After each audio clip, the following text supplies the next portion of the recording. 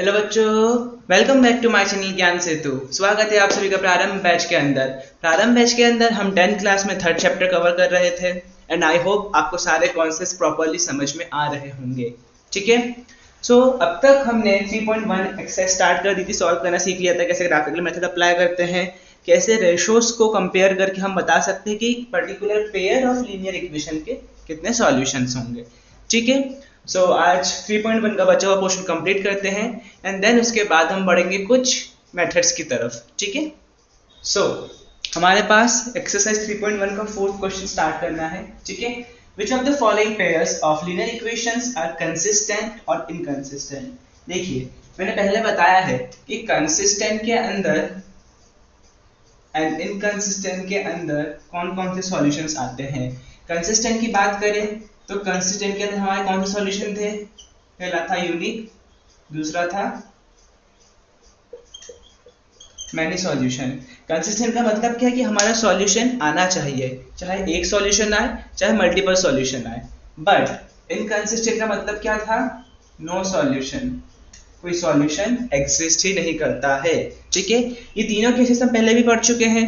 Unique solution में line intersect करती है, मैनी सॉल्यूशन में लाइन कोइंसिडेंट होती है, इट मींस एक के ऊपर एक। नो सॉल्यूशन के अंदर लाइंस क्या करती है, पैरेलली मूव करती है, जो कभी भी किसी भी पॉइंट पे इंटरसेक्ट नहीं करेंगी। ठीक है, बेसिकली इस क्वेश्चन को हमें ग्राफिकल मेथड से सॉल्व करना है, बट हमारे पास उससे भी एक इजी मेथड है जिसमें हम सिर्फ रेशियोज को कंपेयर करेंगे। फर्स्ट हम इनको स्टैंडर्ड फॉर्म से कंपेयर करेंगे, देन उनका रेशियो निकालेंगे, रेशियोज कंपेयर करा, डायरेक्ट हमने बता दिया। ठीक है, ग्राफिकल मेथड से कुछ सॉल्व करेंगे बट वो बहुत ज्यादा टाइम टेकिंग होता है। ठीक है, चलिए मूव करते हैं फर्स्ट क्वेश्चन के सॉल्यूशन की तरफ। स्टैंडर्ड फॉर्म क्या होता है मेरे पास, a1x plus b1y equals to c1 and a2x plus b2y is equals to c2। ठीक है, फाइंड आउट कर लेंगे a1 b1 c1 क्या हो जाएगा, a1 b1 c1 a2 b2 c2। इनको फाइंड आउट कर लीजिए। a1 b1 c1 a2 b2 c2 क्या होंगे ये तीनों। a1 हो जाएगा हमारे पास 1, b1 हो जाएगा 1 एंड c1 हो जाएगा 5। ठीक है, a1 b1 c1 क्या है, x y का कोफिशिएंट है एंड c कांस्टेंट है। सिमिलरली a2 हो गया 2, b2 भी हो गया 2, c2 हो गया 10। आइए कंपेयर करते हैं सबके रेशियोज को। ठीक है, अब रेशियो हम कंपेयर करेंगे तो हमने देखा सबसे पहले क्या मैच करना है हमें, a1 बाई a2 बराबर b1 बाई b2 के बराबर है। अगर ये हुआ तो हम नेक्स्ट सॉल्यूशन की तरफ मूव करेंगे। ठीक है, अब इस क्वेश्चन में आपको एक ट्रिक बताता हूँ। सपोज अगर a1 by a2 equals to b1 by b2 हो गया, इसका मतलब क्या है कि हमारा यूनिक सॉल्यूशन नहीं निकल रहा, उसके दो चांसेस बचते। कौन से, या तो मैनी सॉल्यूशन होगा या फिर नो सॉल्यूशन होगा। ठीक है, चलिए तो आगे मूव ऑन करेंगे। तो a1 बाई a2 बराबर b1 बाई b2 है या नहीं। a1 बाई a2 कितना है, 1 बाई 2। b1 बाई b2 भी कितना है, 1 बाई 2। ये तो बराबर है। जब ये बराबर होता है तो कहानी हमारी आगे जाती है c1 बाई c2 पे। c1 बाई c2 क्या है हमारा, 5 बाई 10। ध्यान से देखिए, अगर इस 5 बाई 10 को कैंसिल आउट करूँ तो 1 बाई 2 मिल जाएगा। वाओ सर, सबके रेशियो बराबर हो गए। जब तीनों के रेशियो बराबर होते हैं तो क्या होता है मेरा आंसर, मेरा आंसर होता है इनफाइनाइटली मैनी सॉल्यूशन। ठीक है, सॉल्यूशन है बट इनफाइनाइट है। इस क्वेश्चन में मुझे क्या बताना था, कंसिस्टेंट होगा या इनकंसिस्टेंट होगा। जब मेरे पास आ गया क्या, infinitely many solution, it means क्या है, ये सॉल्यूशन मेरा कंसिस्टेंट है। ठीक है, क्लियर। ठीक है, फर्स्ट क्वेश्चन हमने सॉल्व किया था रेशियो मेथड से, बट हमारी एनसीईआरटी बुक में इस क्वेश्चन को ग्राफिकल मेथड से सॉल्व करने के लिए कहा गया है। तो ग्राफिकल मेथड से हम एक क्वेश्चन देख लेंगे, एक या दो क्वेश्चन, उसके बाद मोस्टली क्वेश्चन हम रेशियो वाले मेथड से सॉल्व करेंगे। ठीक है, बिकॉज पेपर में आपको मेथड्स मेंशन नहीं होगी, आपको पर्टिकुलर क्वेश्चन का आंसर फाइंड आउट करना है। आप अपने मनपसंद की कोई भी मेथड यूज कर सकते हैं उसमें। ठीक है, स्टार्ट करते हैं ग्राफिकल मेथड से। ग्राफिकल मेथड सबसे पहले ग्राफ डिजाइन कर लिया है, y dash x x dash. ठीक है, मैं एक काम करता हूँ, मैं बना लेता हूँ 0 से लेकर 5 तक, तो 0 सेंटर में 1 2 3 4 5, सिमिलरली -1 -2 -3 -4 -5।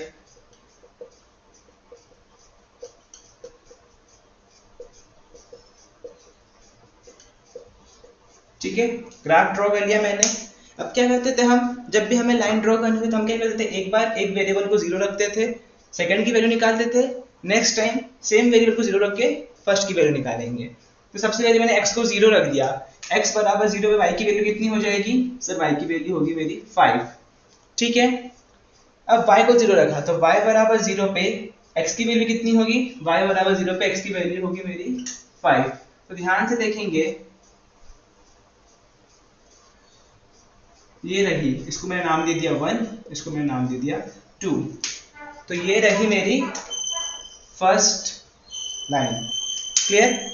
सेकेंड पे सेम, अगर मैंने यहाँ पे x की वैल्यू को 0 रखा तो y की वैल्यू क्या होगी सर, y की वैल्यू तो अगेन 5 हो जाएगी, और मैंने y को 0 रखा तो x की वैल्यू क्या होगी, अगेन 5 हो जाएगी। सर ये तो एक के ऊपर एक लाइन बन गई। ठीक है, सेकेंड लाइन भी कहाँ बन रही है, इसके ऊपर। जब एक के ऊपर एक लाइन बन जाए इसका मतलब क्या है, ये दोनों एक दूसरे को कोइंसिडेंट कर रही है। ठीक है ना, कोइंसाइड मतलब एक के ऊपर एक। इस केस में हमारा सॉल्यूशन क्या था, मैनी सॉल्यूशन। इसका मतलब हमारा आंसर क्या होगा, कंसिस्टेंट। क्लियर? नाउ मूव करते हैं नेक्स्ट क्वेश्चन की तरफ। नेक्स्ट क्वेश्चन हमारे पास अगेन दो इक्वेशन दिख रही है, दोनों किस पे है, लीनियर वेरिएबल्स। ठीक है, क्लियर? सो मैंने कहा था कि ग्राफिकल मेथड बहुत टाइम टेकिंग प्रोसेस होती है, बहुत लॉन्ग मेथड होती है, इसलिए हमने फर्स्ट क्वेश्चन ग्राफिकल मेथड से सॉल्व कर लिया, बाकी सारे क्वेश्चंस में हम रेशियोज की हेल्प से ही सॉल्व करेंगे। ठीक है, फाइंड आउट करते हैं इस पर्टिकुलर क्वेश्चन का सॉल्यूशन। इसका सॉल्यूशन कैसे निकालेंगे हम, अगेन क्या करते हैं, स्टैंडर्ड फॉर्म लिख देते हैं, a1x plus b1y equals to c1 and a2x plus b2y is equals to what, c2। ठीक है, ये हमने लिख दिया। देन इसके बाद क्या करेंगे हम, इसके बाद हम कंपेयर करेंगे किसको, a1 b1 c1 a2 b2 c2। a1 क्या है 1, b1 क्या है y का कोफिशिएंट -1, c1 क्या है 8, a2 क्या है 3, b2 क्या है -3, c2 क्या है 16। सबसे पहले किसका चेक करते हैं हम, a1 by a2 का b1 by b2 के साथ। तो a1 by a2 1/3, b1 by b2 -1 by -3, minus minus plus हो जाएगा सर, ये दोनों तो बराबर हो गए। इसके आगे बढ़ जाते हैं, किससे कंपेयर करेंगे फिर इस कहानी में आता है c1 by c2। c1 by c2 जब मैंने रखा तो वो हो जाएगा 8 by 16, कैंसिल आउट करेंगे तो 1/2। नहीं सर ये बराबर नहीं है, ये इक्वेशन हमारे c1 by c2 के बराबर नहीं है। ठीक है, ये पोर्शन बराबर नहीं है, इसलिए हमारा आंसर क्या हो जाएगा, नो सॉल्यूशन। इस पर्टिकुलर क्वेश्चन का कोई सॉल्यूशन है ही नहीं, तो हमारा आंसर क्या होगा, इनकंसिस्टेंट। ठीक है, देन देखा आपने रेशियो की हेल्प से हम कितनी जल्दी पर्टिकुलर क्वेश्चन का आंसर फाइंड आउट कर सकते हैं। सो अब मेरे पास क्या है, 2x plus y minus 6 equals to 0। But standard form तो ये कहता है कि a1x plus b1y equals to c1। तो हम इसमें चेंज कर सकते हैं, क्या चेंज करेंगे, ये 6 इधर माइनस का है, इस 6 को उठा के यहाँ ले आते हैं तो ये 6 प्लस का हो जाएगा। तो इस पर्टिकुलर इक्वेशन को मैं इस फॉर्म में लिख सकता हूँ, 2x plus y equals to 6। ध्यान से देखेंगे मेरे पास इक्वेशन क्या थी actual, 2x plus y minus 6 equals to 0। ये 6 इधर आ गया, उधर जाने के कारण ये 6 किसका हो जाएगा, प्लस का।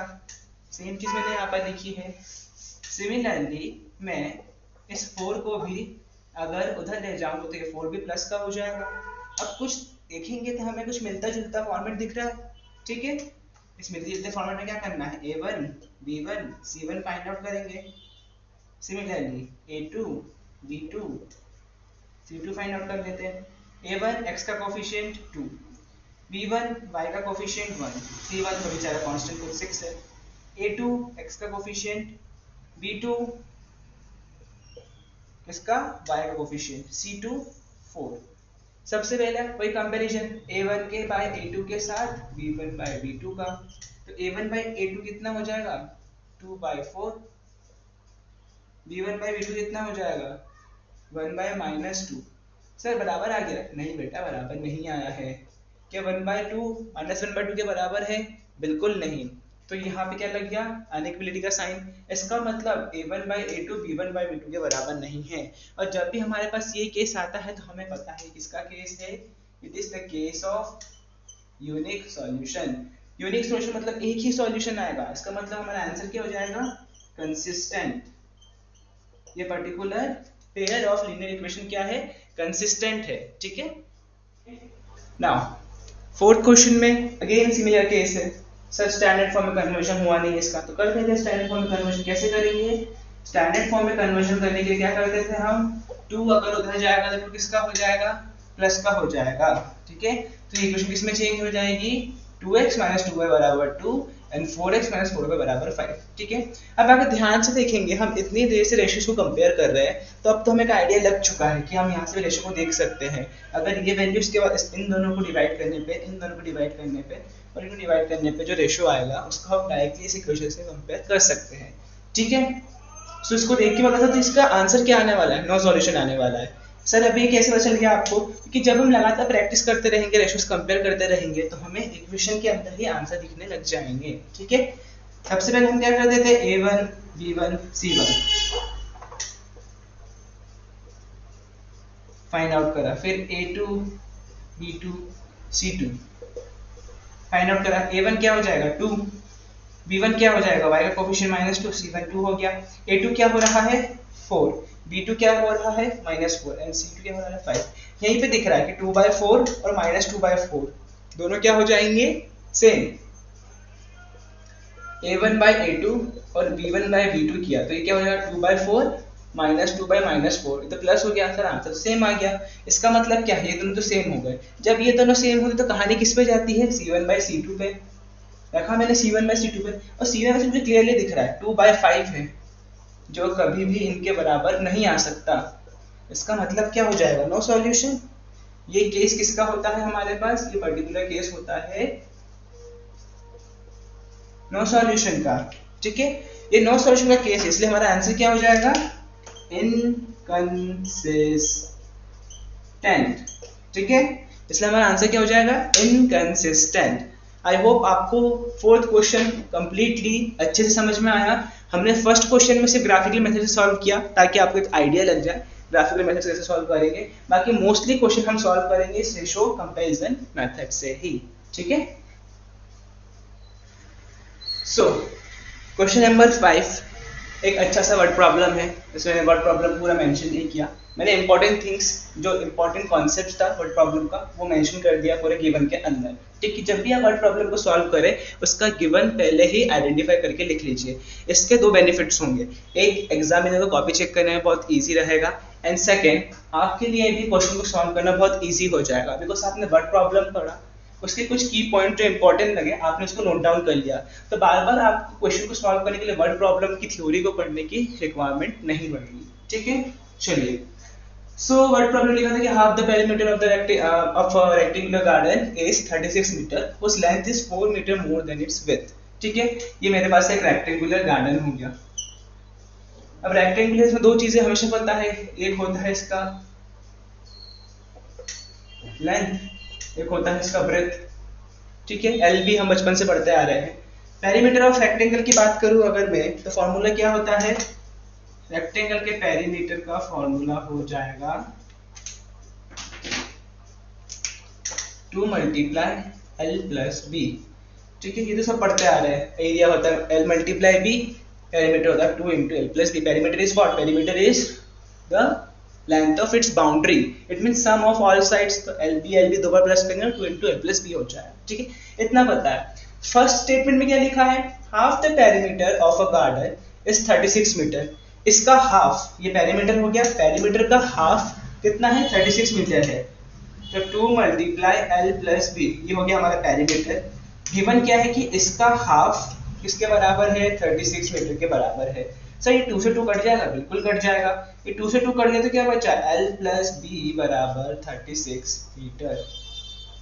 ये हो गई इक्वेशन नंबर 1। एक इक्वेशन आ गई। सर इसमें वेरिएबल कौन से हैं, L और B दोनों वेरिएबल है, हमें L और B की वैल्यू नहीं पता। क्वेश्चन में हमें L और B की वैल्यू ही फाइंड आउट करनी है। बट सर ये तो एक इक्वेशन हुई, हमने तो पेयर पढ़ा है। अरे सेकंड स्टेटमेंट में भी बचा है, ठीक है। Length is 4 metre more than its width. ये L इसकी ब्रेथ से 4 मीटर ज्यादा है। इसका मतलब मैं लिख सकता हूं कि L बराबर b प्लस 4। ये स्टेटमेंट आपको समझ में आया कि length is 4 metre more than width. Length breadth से 4 मीटर ज्यादा है, तो b में अगर प्लस 4 कर दूंगा तो लेंथ के बराबर हो जाएगा, क्योंकि लेंथ इससे 4 मीटर ज्यादा है, ठीक है। अब हमें क्या करना है, इस b को इधर ले आएंगे, इस b को इधर ले आऊंगा तो ये माइनस का हो जाएगा, तो L माइनस बी बराबर क्या बचेगा, 4 मीटर। ये हो गई हमारी इक्वेशन नंबर 2। क्लियर, ठीक है। ये आ गया, पेयर ऑफ लीनियर इक्वेशन आ गया। ये हो गई इक्वेशन नंबर 1, ये हो गई इक्वेशन नंबर 2। अब क्या करना है, हमें L और B की वैल्यू फाइंड आउट करनी है। कैसे फाइंड आउट करेंगे, L और B की वैल्यू फाइंड आउट करने के लिए हमने क्या पढ़ा है अभी तक हमने ग्राफिकल मेथड पढ़ा है। सर वही लगा दे, बिल्कुल लगा देते हैं, ठीक है। इन दोनों इक्वेशन को पहले प्रॉपर्ली नोट डाउन कर लेते हैं हम। आई होप आपने पुराना पोर्शन नोट डाउन कर लिया होगा। सो L प्लस बी बराबर था मेरे पास 36 एंड L माइनस बी बराबर है मेरे पास 4, ठीक है। ये हो गया इक्वेशन नंबर 1, ये हो गया इक्वेशन नंबर 2। सॉल्व करना है, ग्राफिकल मेथड से चेक कर लेते हैं क्या ये एक्चुअली में सॉल्व हो सकता है। बिल्कुल हो सकता है, मुझे यहीं पे दिख गया, इसका कोफिशिएंट 1 है, इसका 1 है, तो A1 1 हो गया, A2 भी 1 हो गया, B1 भी 1 है, B2 माइनस 1 है। यहीं पे हमारा क्या हो जाएगा, सॉल्यूशन पता चल जाएगा कि इसका एक ही सॉल्यूशन आना है, क्योंकि A1 bye A2 B1 bye B2 के बराबर नहीं आ सकता है, माइनस का सिंबल है। इसलिए हम डायरेक्ट क्या करें, इसका सॉल्यूशन फाइंड आउट करने का ट्राई करते हैं। एक मेथड है कि हम ग्राफ बना के सॉल्व करें, मैं दूसरी मेथड से बताता हूँ। पहले में क्या गिवन है, L प्लस बी बराबर 36, दूसरे में क्या गिवन है, L माइनस बी बराबर 4। अगर इसमें से मैं L की वैल्यू निकाल लूँ और इसमें डाल दूँ तो मुझे एक वेरिएबल की वैल्यू मिल जाएगी। देखिए कैसे, इसको मैं लिख सकता हूँ L माइनस बी बराबर 4 था, तो L बराबर b प्लस 4 हो जाएगा। ये भी माइनस का था, इधर आके प्लस का हो गया, तो इस L वैल्यू की वेरिएबल की वैल्यू किसके बराबर है, b प्लस 4 के बराबर है। इस L की वैल्यू को मैं पुट कर देता हूँ यहाँ पर। क्लियर, हमने पहले एक वेरिएबल की वैल्यू फाइंड आउट करी, वेरिएबल के ही टर्म्स में L की वैल्यू दूसरी वेरिएबल के फॉर्म में निकाली कि b प्लस 4 के बराबर आएगा। चाहे b की कोई भी वैल्यू हो, L हमेशा उससे 4 ज्यादा होगा। अब इस L की वैल्यू को फर्स्ट में पुट कर दूं, ठीक है। इस L की वैल्यू को अगर मैंने फर्स्ट में पुट किया तो मेरा क्या हो जाएगा, b प्लस 4 प्लस b बराबर 36। इतना क्लियर हुआ सभी को। हमने क्या करा, L माइनस बी बराबर 4 था, इससे L की वैल्यू निकाली, हम चाहते तो b की भी निकाल सकते थे, कोई वैरी नहीं करेगा आंसर हमारा। L की वैल्यू निकाल के b प्लस 4, इस b प्लस 4 को पुट करा इसके अंदर, दूसरी इक्वेशन के अंदर पुट करेंगे तो मुझे पास क्या मिलेगा, अब एक ही वेरिएबल है पूरी इक्वेशन में, ध्यान से देखेंगे b प्लस 4 प्लस b, ठीक है, b प्लस 4 प्लस b। अब b भी कितना हो जाएगा, डबल b, सर 2b होगा, b भी 2b प्लस 4 बराबर 36। अब तो ये इजी है सॉल्व करना, 36 उधर जाएगा तो 36 हो जाएगा माइनस 4, तो 2b बराबर हो जाएगा 32, और इससे b की वैल्यू क्या मिलेगी मुझे, 16। क्लियर, तो मेरा b का आंसर कितना आया, 16, ठीक है। यहाँ पे लिख देता हूँ L b, तो मेरी b की वैल्यू कितनी आ गई, 16। अगर मेरी b की वैल्यू 16 है, उसकी हेल्प से मैं L की वैल्यू निकाल सकता हूँ। कैसे निकालूंगा, क्योंकि L की वैल्यू b प्लस 4 के बराबर होगी, तो L की वैल्यू b प्लस 4 के बराबर है, तो 16 प्लस 4 कितना आंसर हो जाएगा हमारा, 20। तो हमारा फाइनल आंसर L कितना हो जाएगा, 20, ठीक है। ये आ गया हमारा आंसर। सर ये वैल्यू सही है, करेक्ट है, कैसे चेक की जाए, तो एक काम करना, चेक करने के लिए आप L की और b की वैल्यू को पुट कर दीजिए इन दोनों इक्वेशन के अंदर। पहले मैंने L की वैल्यू डाली यहाँ पर 20 प्लस 16, 36, 7 आंसर आ गया। सेकंड में डालते हैं 20 माइनस 16, 4 आंसर आ गया। वाओ सर, ग्राफिकल मेथड कितनी लंबी जाती है, तो अच्छी मेथड है, हम इसमें सारे क्वेश्चन सॉल्व कर सकते थे, बिल्कुल करेंगे। यह एक अरिथमेटिक मेथड है, इसके बेसिस पर ही हम अपनी नेक्स्ट एक्सरसाइज की तरफ मूव ऑन करेंगे। इस मेथड को कहा जाता है सब्स्टिट्यूशन मेथड। ठीक है, हमने क्या करा, एक वेरिएबल की वैल्यू फाइंड आउट करके दूसरे में सब्स्टिट्यूट मतलब रिप्लेस, चेंज कर दिया। यहाँ पे हमने एल की वैल्यू निकाली और एल की वैल्यू को इससे रिप्लेस कर दिया। ठीक है, क्लियर? तो ये मेथड हम पढ़ेंगे हमारे नेक्स्ट लेक्चर में। सो सिक्स्थ क्वेश्चन है, given the linear equation 2x plus 3y minus 8 equals to 0। सबसे पहले इस इक्वेशन को लिख लेते हैं। यहाँ पर क्या है, 2x plus 3y minus 8 equals to 0। हमें पता है स्टैंडर्ड फॉर्म क्या होता है, a1x plus b1y equals to c1। तो c1 किधर ले आते हैं, तो ये माइनस का 8 उधर जाके प्लस का 8 हो जाएगा। आ गया हमारा स्टैंडर्ड फॉर्म में। कोई दिक्कत यहाँ तक? बिल्कुल नहीं। चलिए नेक्स्ट क्वेश्चन पढ़ते हैं। Right another linear equation in two variable, मतलब ये तो पहली हो गई, दूसरी कहाँ है, दूसरी तो हमें फाइंड आउट करनी है। ठीक है, right another linear equation in two variable such that the geometrical representation of pair is intersecting lines। ठीक है, देखिए सिंपल सी बात है, हमारे पास क्या है, एक लीनियर इक्वेशन गिवन है दो वेरिएबल के साथ, हमें दूसरी लीनियर इक्वेशन निकालनी है, उसका पेयर फाइंड आउट करना है। जब इन दोनों का क्या सॉल्यूशन निकले, इंटरसेक्टिंग लाइंस। इंटरसेक्टिंग लाइन से क्या समझते हैं आप? सर इंटरसेक्टिंग लाइन जहां पे भी लिखी दिख जाए इसका मतलब एक ही चीज बोल रहा है, वो क्या, यूनिक सॉल्यूशन। ठीक है, मतलब यूनिक सॉल्यूशन वाला केस आ जाए। कौन सा केस था यूनिक सॉल्यूशन का, जिसमें a1 by a2 is not equals to b1 by b2। c1 c2 की तो कहानी ही नहीं है इसमें। ठीक है, तो a1 by a2 जब b1 by b2 के बराबर नहीं होगा तब हमारी यूनिक सॉल्यूशन आएगा, तब इंटरसेक्टिंग लाइंस बनेगी। तो हमें एक ऐसी इक्वेशन लिखनी है जिनका रेशियो मैच ना करे। ये तो बहुत इजी है। ठीक है, यहाँ पे क्या लिख दूं, x plus 4y बराबर 9। मैच कीजिए इनका रेशियो, a1 by a2 क्या हो जाएगा, 2/1, b1 by b2 क्या हो जाएगा, 3/4। कहीं से कहीं तक लेना देना है नहीं। ठीक है, तो ये हो गया क्या हमारा सेकेंड इक्वेशन। ऐसे n नंबर ऑफ इक्वेशंस होंगे।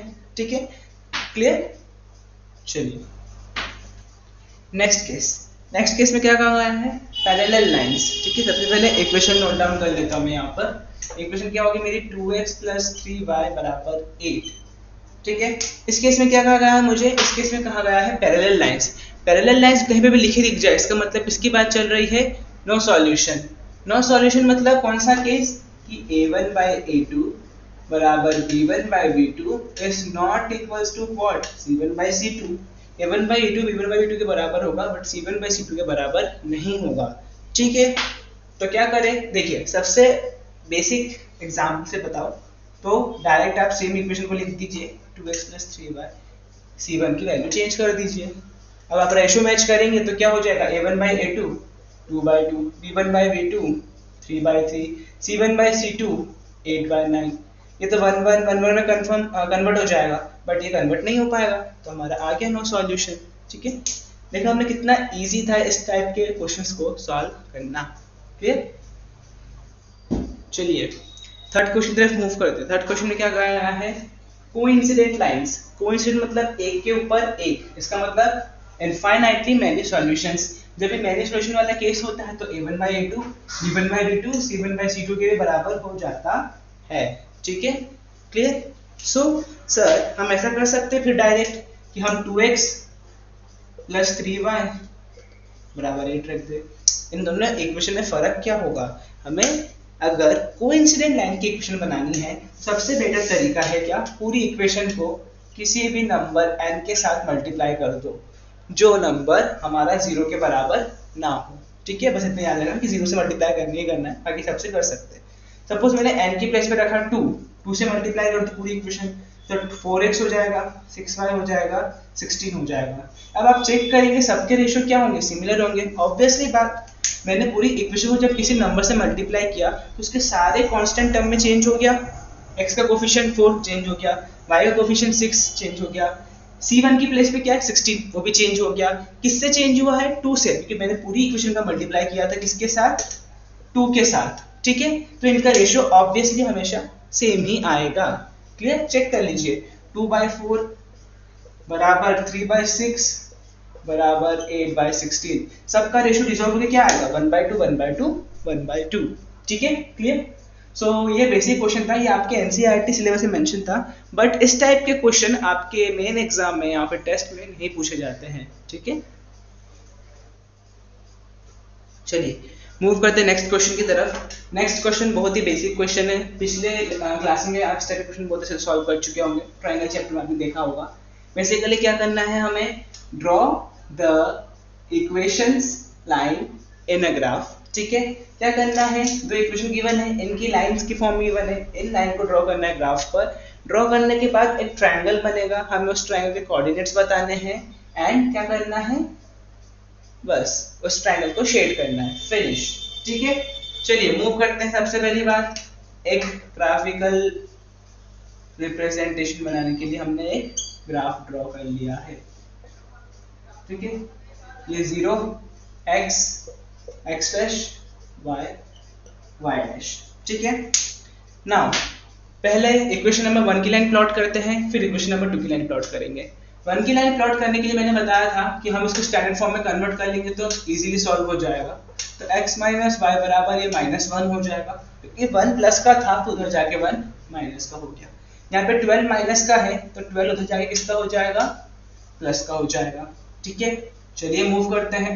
सबसे पहले अगर y की वैल्यू मैंने 0 रखी तो x की वैल्यू किसके बराबर आएगी, -1। तो x बराबर -1 कहाँ, कुछ यहीं पर आएगा। अब मैंने x की वैल्यू 0 रखी तो y की वैल्यू कितनी आ गई सर, y की वैल्यू 1 आ गई, तो कुछ यहाँ पर आएगा। ठीक है, x बराबर 0 पर y 1 था, y बराबर 0 पर x -1 था, तो इनकी लाइन कुछ इस टाइप से बन रही है। ये है इक्वेशन नंबर 1 की लाइन। चलिए बनाते हैं सेकेंड इक्वेशन की। क्या करना है, अगेन एक को 0 पुट करके दूसरे की वैल्यू निकालनी है।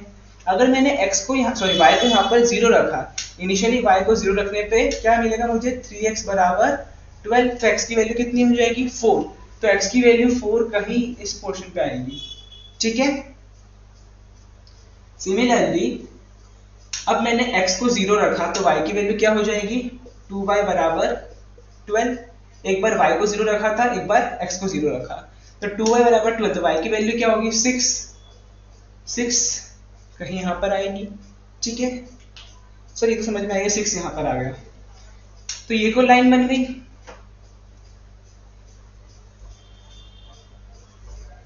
वाह, ठीक है, क्लियर इतना।